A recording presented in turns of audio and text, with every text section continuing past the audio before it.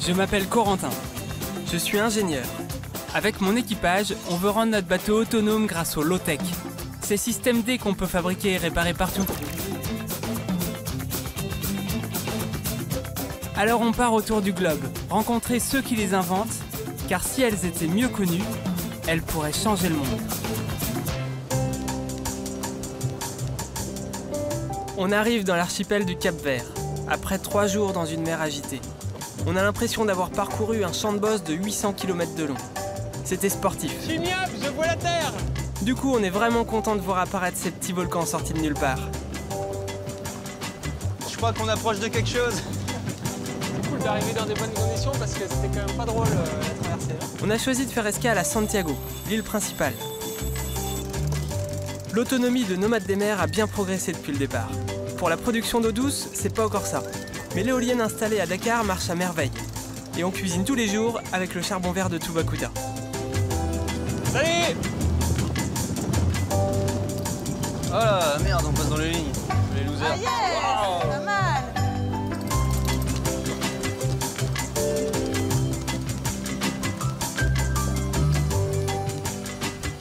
Et donc c'est aride, hein? J'ai l'impression qu'il n'y a pas grand-chose qui pousse. Ici, on va travailler sur un challenge qui me titille depuis longtemps. Trouver le meilleur système low-tech pour faire pousser nos légumes. On n'a vraiment pas la main verte. Notre serre est un peu minable. Mais je suis sûr qu'en se débrouillant bien, elle pourrait remplir nos assiettes. Il nous faut un système facile à fabriquer, pas cher, dans lequel on peut faire pousser des plantes nutritives avec une bonne productivité. Et surtout, qui consomme le moins d'eau possible.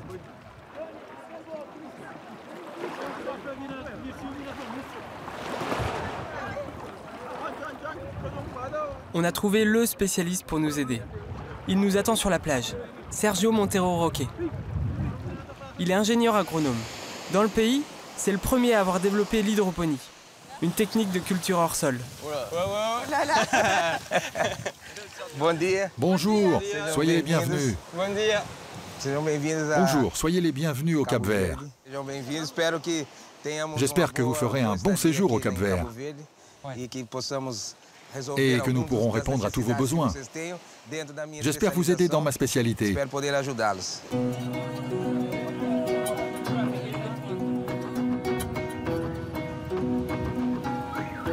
Après 3 jours dans les embruns, la petite baie de Tarrafal nous paraît bien tranquille.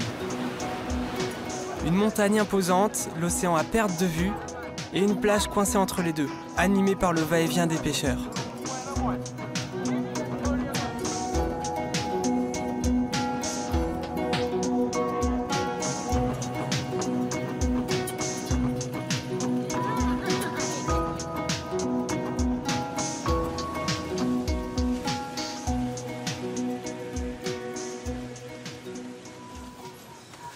Bah, bienvenue, c'est notre serre. Ok. D'accord. Sim, sim. Bonito. Ouais, c'est beau. On n'a pas la main verte, comme on dit. Ça veut dire qu'on n'est pas très fort en culture de plantes. Donc on aimerait bien qu'un jour, il y ait des plantes partout qui poussent. Ça, je suis assez fier de cette plante-là parce que c'est celle qui a le plus grandi. Ça s'appelle du Jiaogulan. C'est l'herbe de l'immortalité, on dit en Chine. Et parce que la réputation, c'est que ça permet de devenir centenaire. Bom. C'est bon. Bon. Muito bom. Ça, je suis fier aussi parce qu'il a bien grandi. C'est un chou de France. Par contre, il prend beaucoup de place. Couve tronchuda. D'accord. Português, En portugais, on l'appelle couvet tronchuda. Covid tronchuda. tronchuda, sim. Est-ce que vocês colocaram Avec ce système, vous avez de bons résultats ou est-ce encore expérimental? Résultat satisfatório ou ainda vocês estão em experimentação? Ben, pas suffisamment. De temps en temps, on prend des feuilles de blettes. Les feuilles de chou qui sont extérieures, on les donne aux poules. Certo. Mais pour nous, c'est pas très bon, je crois, celle-là. Et sinon, ça, j'en mange tous les jours, par contre. Donc je pense que je vais être centenaire. Certo. Par exemple, celle-là, elle a des pucerons. Des petites machins. Sim. Et en plus, elle grandit vraiment pas vite. Et c'est dommage parce que j'aime bien la roquette. Ok. A rúcula não se adapta La a roquette esse ne tipo s'adapte de pas à ce substrato. type de Eu já fiz substrat. ensaios com J'ai rúcula déjà com essayé esse de cultiver la substrato, roquette então, avec ce substrat, mais ça ne pousse pas. em Et ça outras devrait condições. être plus grand, plus haut? Sim, Ouais. sim, sim. Oui, grande. plus grand. Ok. Minha vinda aqui Je ne não suis é pas simplement simplesmente venu só pra pour vir regarder ce que vous faites. olhar o que vocês têm. Eu vou montar sistema. A minha ideia é montar sistema para vocês. Mon que idée, c'est de seja construire un mais système beaucoup plus simples simple que vous e puissiez que vocês comprendre possam facilement. entender com facilidade. Agora, Voilà ce que je veux questão é o faire. seguinte, como aqui, Comme ici, il y a une bonne luminosité, e é espaço normalement c'est un bon endroit pour la production de plantes. pode dar bom fruto na produção de plantas. C'est possible de faire 3 ou 4 gouttières avec des tubes de PVC coupés en deux. Je les remplirai avec un substrat et je ferai une canalisation pour récupérer l'excès d'eau. Et vous arroserez manuellement. Pas besoin d'automatiser. No electricidad. Non. Good.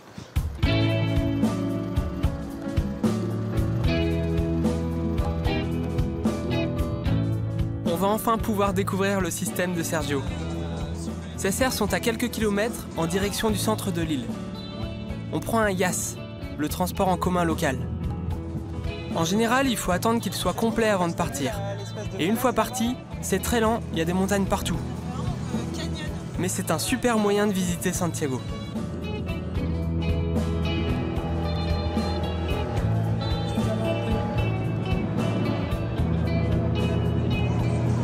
Ce que je trouve pas mal avec le système de Sergio, c'est qu'il est quand même bien low-tech avec son arrosage manuel. Ouais. C'est pas mal.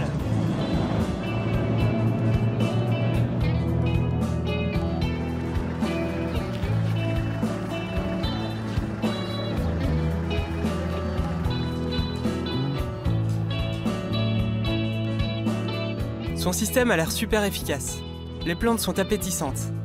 Si seulement notre serre pouvait devenir aussi verte. D'ailleurs, c'est à Rio. Cette roquette ici, on peut la manger. On peut goûter? Oui, oui. Oh, wow. Merci. Celle-ci n'a pas de parasites. Elle est super. Très bien. Ok. Pas mal, hein? Trop bon. Et alors, on est d'accord que là, dans ce système, les nutriments viennent de l'eau. Ils sont dans l'eau quand c'est arrosé, ils sont pas dans la terre. La nutrition avec ce système se fait par l'eau avec des sels minéraux. Cette laitue en plein sol prendrait 60 jours pour être récoltée. Avec l'hydroponie, il suffit de 45 jours. Ah, c'est vachement plus rapide. On diminue le cycle parce que la plante n'a pas de stress nutritionnel. Ah ouais. Si elle a besoin de phosphore ou de calcium, elle en trouve tout de suite. En plein sol, la plante doit attendre la pluie ou bien l'eau de l'arrosage pour que les sels minéraux se libèrent du sol. Quand on arrose ces bacs, le surplus est récupéré et sert pour l'arrosage suivant. C'est comme ça qu'on divise par 3 la quantité d'eau nécessaire. Et ça évite en même temps de répandre des engrais dans la nature. Au Cap-Vert, 80% des fruits et légumes sont importés. C'est dommage, parce qu'ici la terre est très fertile. Mais le manque d'eau freine les agriculteurs. Il pleut seulement 2 mois par an. Résultat, seuls 10% des terres sont exploitées. La culture hors sol de Sergio répond à ce problème. Et il y a une autre école, celle de Monsieur Pina. Hélène le rencontre à quelques kilomètres de chez Sergio. Monsieur Pina utilise une autre technique pour économiser l'eau, le goutte à goutte.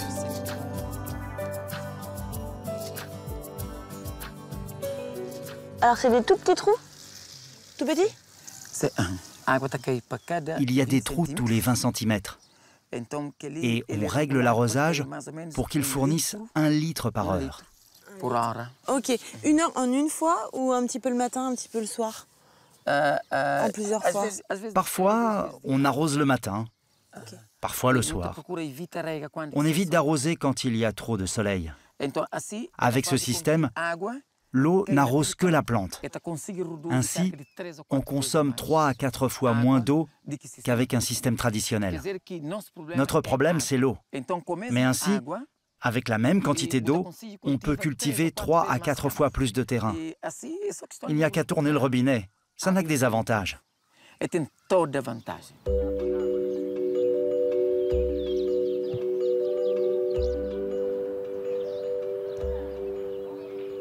Est-ce que finalement, le goutte à goutte, ça permet aussi d'utiliser des nouvelles terres agricoles, là où avant c'était compliqué parce qu'il n'y avait pas assez d'eau, et donc de développer l'agriculture au Cap-Vert?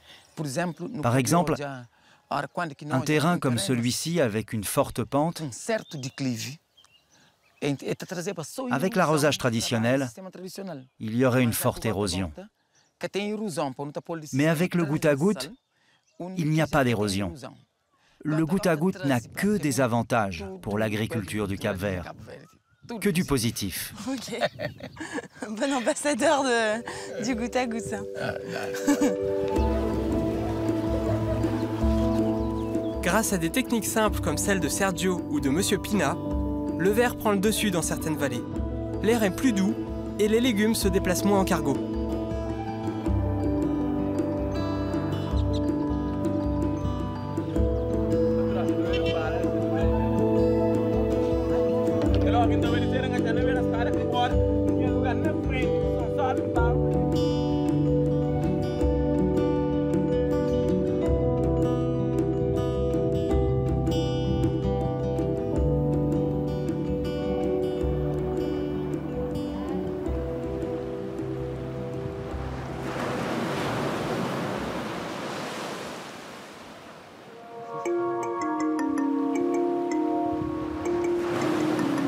Quand une plante pousse en hydroponie, il faut que les racines puisent dans l'eau tous les nutriments dont elle a besoin. En général, dans l'industrie agroalimentaire, on utilise des engrais minéraux qui ne sont pas très écolos. Mon idée est de réaliser un compost. Pour ça, on va coupler un lombricompost avec un biofiltre. Les vers vont commencer par digérer nos déchets organiques. Le jus produit passe à l'étage du dessous, où un champignon va continuer le travail des vers. Une petite pompe remonte le jus régulièrement pour oxygéner. Et hop, ça fait un engrais organique directement assimilable par nos plantes.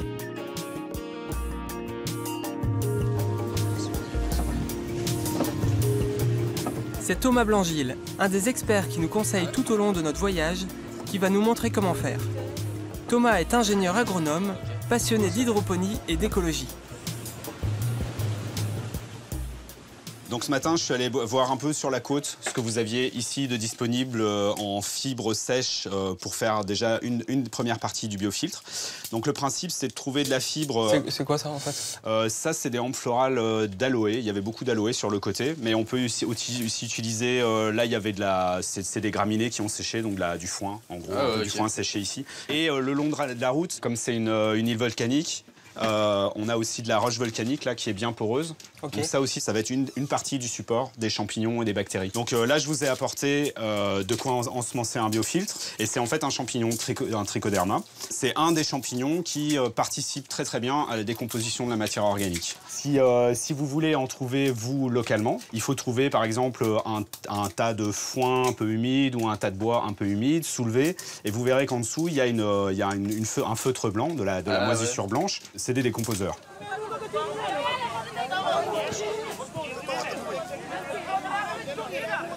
Pour fabriquer notre immeuble pour vers de terre et champignons, il nous faut des bassines. Direction la plage. Ça tombe bien, je suis parfaitement bilingue portugais. Alors je me lance. Il y a quoi de bon là-dedans? Madame, ça... Où est-ce qu'on peut trouver des bonbonnes? Bombona. Comment ça? Jaini. Place de l'église, là-bas.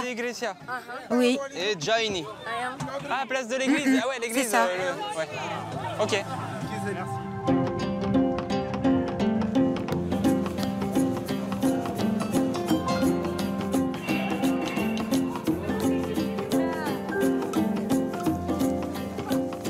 Un bidon.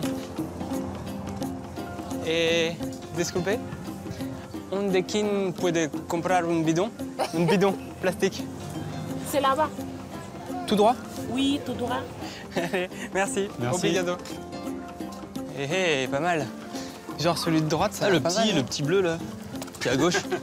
Il est pas trop petit? À cause du sol en fait de ta marque. Chemical? Ça c'est solvant ça. Ça c'est pas. Ça sent les chimiques. Ouais, ça sent la peinture. 500. Ah, c'est pas mal ça. Ceux-là ils sont propres, enfin ils sentent propre. Ouais. Et ils sont à 10 000.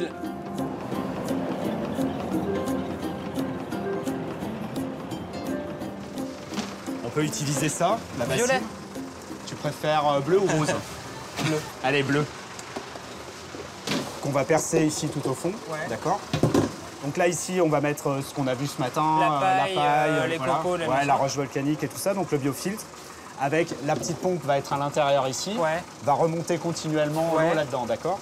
Et ce qu'on veut, c'est que ça soit alimenté régulièrement par le lombricompost. Donc autant on va empiler les deux. Ok. Et on se retrouve avec le lombricompost ici, un trou au fond, qui va envoyer son jus régulièrement dans notre biofiltre en dessous. Ok.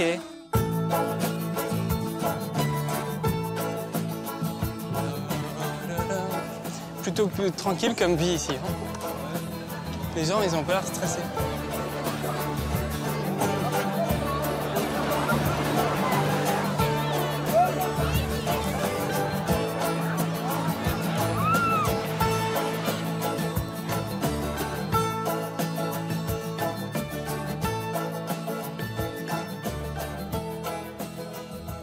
Et voilà, on va pouvoir installer notre biofiltre. La petite pompe fonctionne parfaitement. On peut ajouter nos déchets. On donne à manger aux lombrics. Il nous a dit de nous en occuper comme nos animaux de compagnie. Bon appétit. Oh. Voilà. Oh, Hélène. Il a combien de temps ce compost? Je sais pas, ça fait quelques jours. Il pue un peu.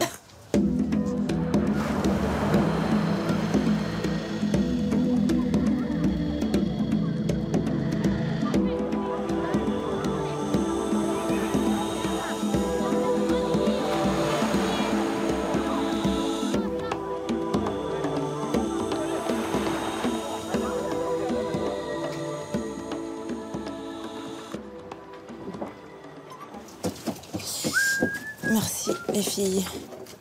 Alors combien? 4. Hé, bien joué les filles. C'est pas avec les 3 plantes qu'on a dans la serre qu'on va être autonome.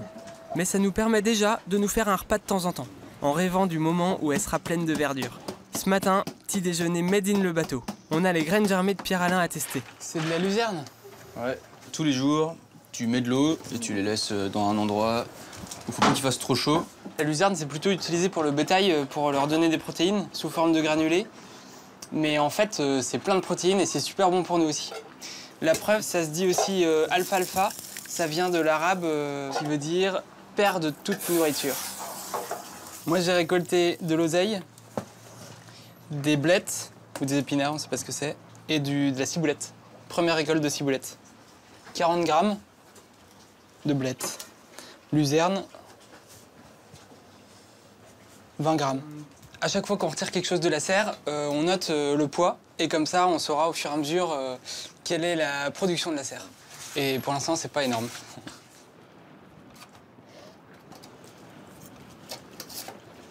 C'est pas mal les graines germées. Oh, c'est bon, hein? Et ça donne l'impression que c'est bon pour la santé, visuellement. Ça me dit bien qu'on en fasse tous les matins.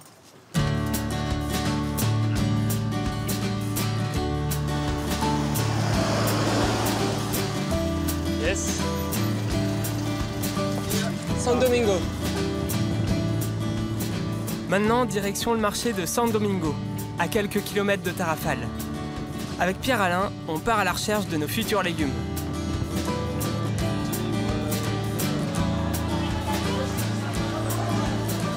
Ok. Obrigado. Quanto es?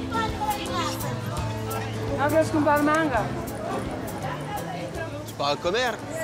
Oui. Mais il est pas un peu petit? Pequeño? Si, il est petit, mais il faut l'engraisser. Si, il va devenir gros si on lui donne à manger.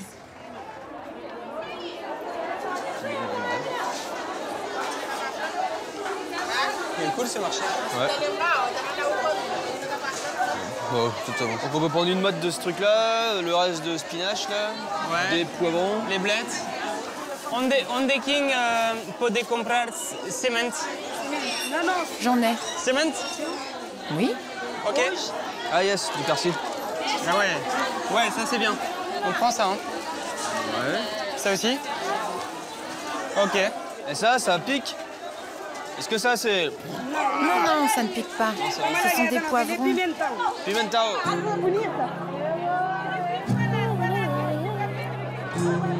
Nous devons trouver des graines de plantes qui soient à la fois nutritives, capables de pousser dans les systèmes de Sergio et dont on mange presque tout. C'est complexe, surtout quand on n'y connaît pas grand-chose.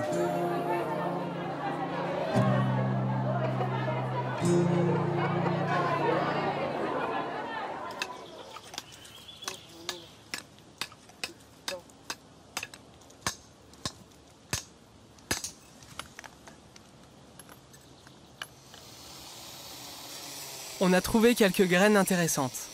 Il faudra qu'on demande conseil à nos experts en nutrition et botanique. Là, on va retrouver Sergio, qui s'est occupé de la fabrication des bacs de culture.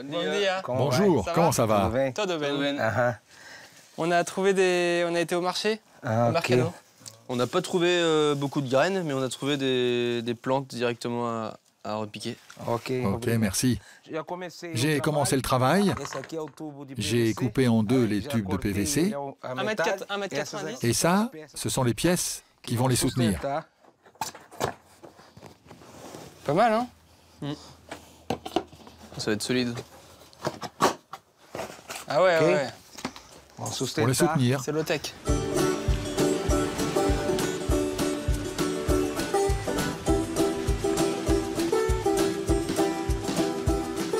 C'est le grand jour. Sergio va nous montrer ce qu'il a préparé. Et on va l'installer ensemble sur le bateau. J'ai hâte de voir à quoi notre serre va ressembler.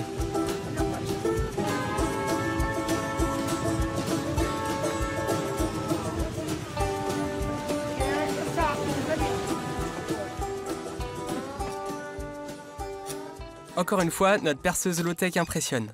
Tout le monde est étonné de voir qu'on puisse percer de si grosses épaisseurs d'acier avec la seule force des jambes. Go!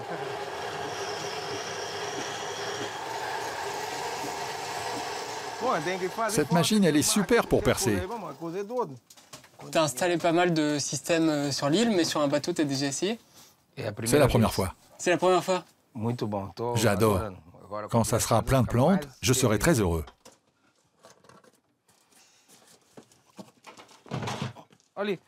J'arrive pas à bouger les pieds. Mais c'est à cause du jean, hein? C'est pas le jean. J'arrive pas à rentrer.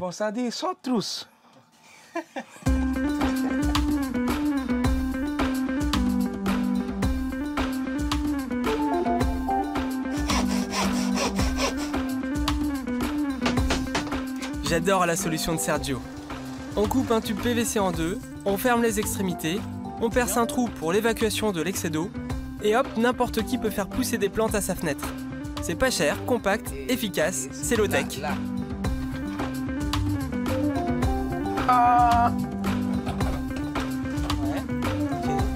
Com o regador, sucessivamente. Ok.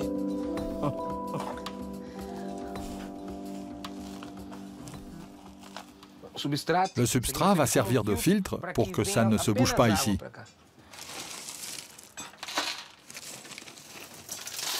Roche volcanique du Cap-Vert. Exactement. La roche du Cap-Vert. Comme ça? Si.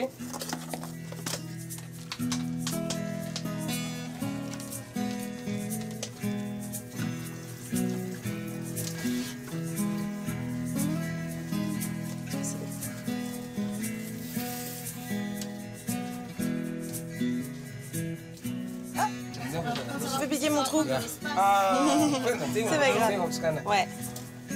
Ouais. Faut pas couper, surtout pas couper les racines.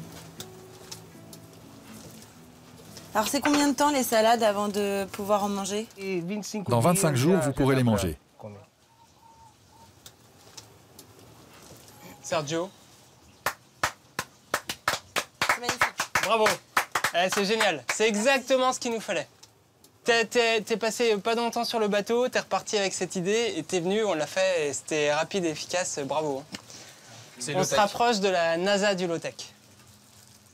Je vous remercie beaucoup pour votre aide. Je suis très heureux parce que c'est du beau travail. Et tout ça, c'est grâce à notre union. Oui, à notre union. On va bientôt reprendre la mer pour traverser l'Atlantique. On est très contents de notre escale avec Sergio et Thomas. La rencontre de ces deux spécialistes a créé une super innovation. Pour les zones où l'eau est rare ou la terre impropre à la culture, cette low-tech est vraiment intéressante. Dans quelques temps, on devrait pouvoir transformer nos déchets organiques en légumes. Restera à trouver le bon cocktail de plantes à faire pousser. Pour ça, on a d'autres spécialistes qui nous attendent.